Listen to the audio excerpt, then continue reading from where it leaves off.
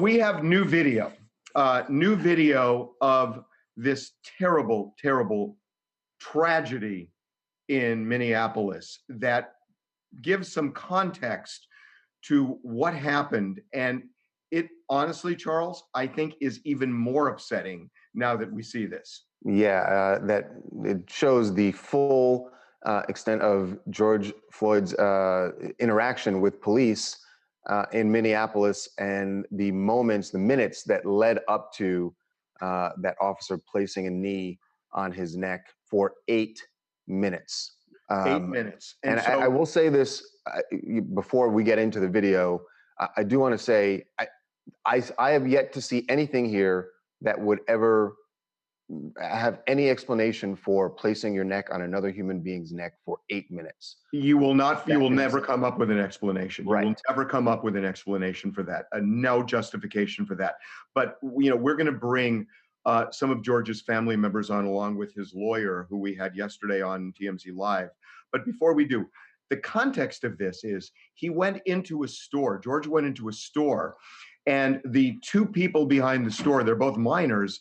They thought the $10 bill that he was passing was counterfeit.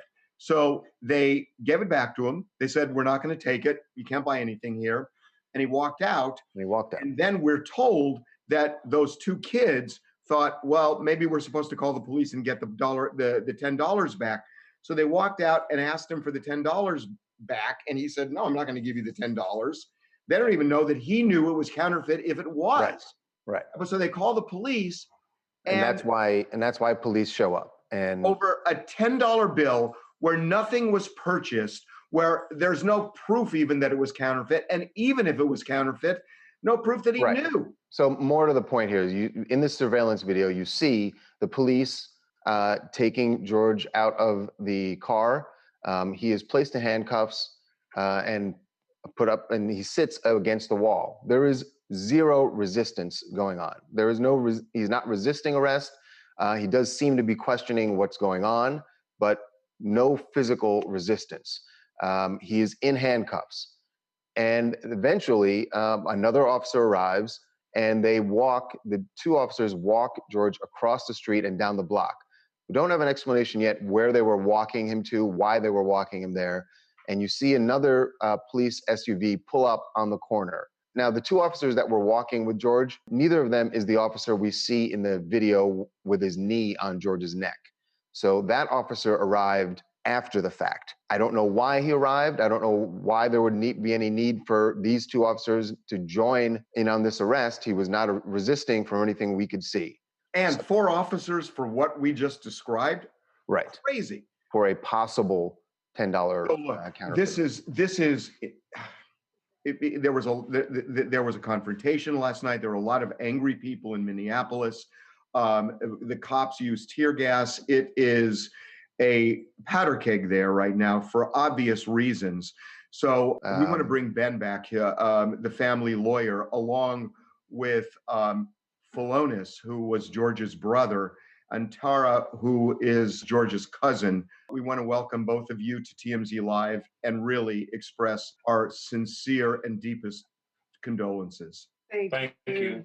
I want to ask you, PHILONISE and TERA, you've seen this surveillance video.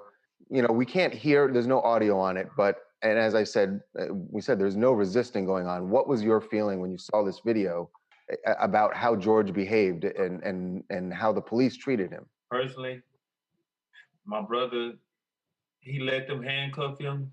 He was walking with them. It seemed like he probably asked a question while he was walking with them, but he didn't resist arrest or anything like that. He's just not that type of person. I've been around him my whole life. I'm just sitting there just looking at him. But for them to walk him down the street and another officer do that, I just don't know what was going on at that time. It's just mind-boggling just sitting there looking at a video, and everything that they're saying, it's a lie over and over again. Every day from now on out, it's gonna be in my mind, that video. Last night, I haven't watched the entire video, but I had the time to just sit there and look at it, because on every social media outlet, and every TV station. You can't even go down the street without somebody saying that they don't know me. They're talking about it. The whole country is talking about it. So I watched it, and just my brother was just on the ground in that hot sun, screaming, pain and agony, and screaming, "I can't breathe." He's screaming for his mom. My brother is grown. He's like 40-some years of age. Men screaming for their mom at that particular age, that's horrifying. That's horrific, man. It's no way I can get my brother back. All I see is that picture, he's alive when they're walking with him. But he slowly started declining because the man just kept his knee on his neck until all the air circulation was cut off. And he didn't care. He just sat there with all this weight, not even counting the police guns and the bill. That's extra weight added on. And was screaming, like, talking to him like, "Oh, you're a tough guy, huh? You're a tough guy." Things like that.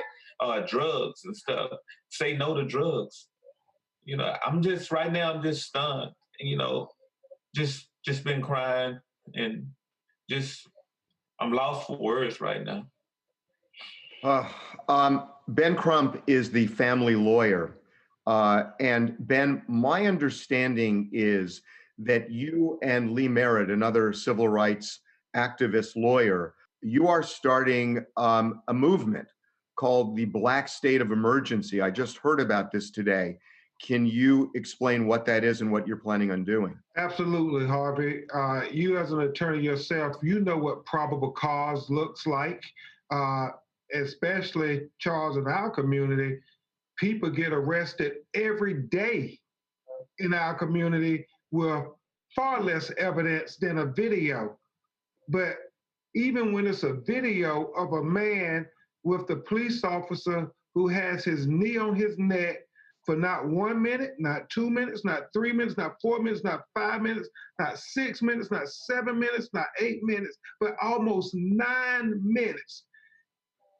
It tells you that this is not right, that this is probable cause to arrest those officers for murder. But when you have that clear and convincing evidence, what we call ocular proof, and they still don't make an arrest, they still try to sweep it under the rug, they still try to lie like they did with the first police report that FLOYD'S and TERA and I looked at, it's that kind of thing that we have to declare a national state of emergency for Black people in America, because the people who are supposed to protect and serve us are the ones who are executing us with lethal force, whether it's Breonna Taylor in Louisville, Kentucky, whether it's with Ahmaud Arbery, where Lee and I are working on the case, and they did not arrest the murderer who lynched that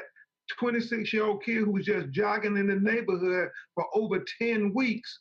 And now we come to George Floyd with all the evidence in the world. Stevie Wonder can see that these people used excessive lethal force over what you describe, Harvey, as something that probably wasn't even a crime. Right. Certainly not a violent crime. And so this national state of emergency, we're calling for executive orders, having the Department of Justice have a standing committee where they investigate all of these police excessive force matters, as well as congressional hearings to look at these statistics and figure out from a national level at the top, how do we prevent this pandemic of racism and excessive force against Black people while we're dealing with the coronavirus pandemic in America? I hear exactly what you're saying, Ben. And if ever there is a time, this does seem like the time. Just the things that we have seen happening over the last couple of months, really over the last several years. But these last two incidents are just so egregious. I want to ask FLOYD'S and TERA, to what Ben just said. The police did fire the 4 officers involved. The FBI is investigating. To me, it's not enough. I'm wondering what more you want to see happen right now. Well, what we would like to see is we want to see an arrest happen. We want them to be arrested for murder. And convicted. And convicted. Because the obvious truth here is that my cousin did not deserve what happened to him.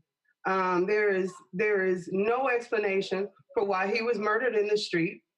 And they had ample opportunity to save his life.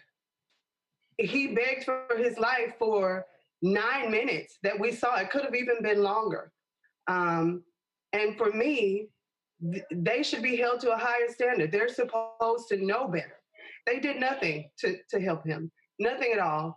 And in my mind, they deserve what any other citizen would be charged with. If they weren't police officers and they committed this kind of act or a murder, they would be charged for it. And I want to see them arrested. I want to see justice served. And most importantly, I want people to know our cousin, my cousin, who I was, more like a brother to me because we were raised together. Yeah. I want people to know him and remember him as the gentle giant that he was. He was very loving. Everybody loved him. You wouldn't be able to find a single person that knew him that didn't love him and wouldn't tell you about his gentle spirit, his loving spirit. And so I want people to remember that. And I don't want his life to be lost in vain.